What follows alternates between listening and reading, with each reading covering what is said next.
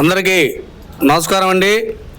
ఈరోజు మనం చూస్తున్నటువంటి ఈ మిరప తోట ఖమ్మం జిల్లా ముదిగొండ మండలం మాదాపురం గ్రామంలోని మల్లెడ్డి ముత్తారెడ్డి గారి మిర్చి తోట.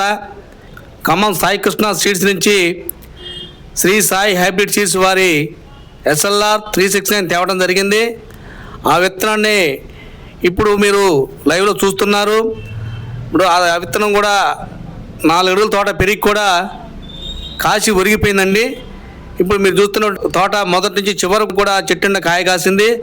ఇప్పుడు ఆ తోటని అందులో నడవడానికి ఇబ్బందిగా ఉండటం వల్ల దాన్ని పాయలు దొక్కడం జరుగుతుంది.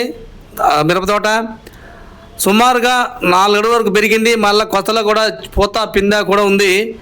అయినా కానీ ఆ కాయ కాసి మీరు వెనకాల చూస్తున్నారు చూడండి, పూత ఎట్లా ఉందో వెనకాల మీరు చూస్తున్నారు. ఇప్పుడు తోటకి అక్కడ చూడండి కాయ ఎలా ఉందో, కాయ కాసింది చూడండి. అసలు కాయ చూడండి ఎలా ఎర్ర కాయ కలర్ కానీ గుత్తులు కాయ కాసి అసలు ఎట్లా ఉంది చూడండి. అది అసలు అది ఒక మండ ఒక రమ్మండి. అది ఈ విత్తనం శ్రీ సాయి హైబ్రిడ్ సీడ్స్ వారిది SLR 369 వెరైటీ అండి.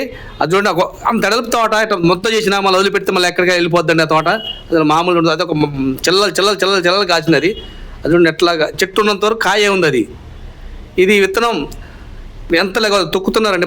నడవడానికి తోటకి మందు కొట్టడానికి అలా నడవడానికి ఇబ్బందిగా ఉంది. అది చూస్తున్నారు కాయ తోటని పక్కకు తొక్కుతున్నారు. చూడండి ఎట్లా ఉందో. అది చిన్న పోతుంది. అది ఇప్పుడు ఉన్న కాయ దగ్గర ఎకరానికి 30 క్వింటాలు పడింది. ఇంకా మళ్ళీ కాపోతుంది, పోత పింద ఉంది. ఈ ఓవరాల్గా ఇది ఎకరానికి తక్కువ 40 క్వింటాలకి ఎక్కడ తగ్గదండి ఈ విత్తనం. అది చూడండి కాయ చూడండి ఎలా ఉందో. సూపర్ కాయ అండి. కాయ కూడా కలర్ బాగుంది, కాయ బారు కూడా బాగుంది, కాయ సైజు బాగుంది, కాయ గింజ కూడా ఉంది. కాయ చూడు ఎలా ఉందో.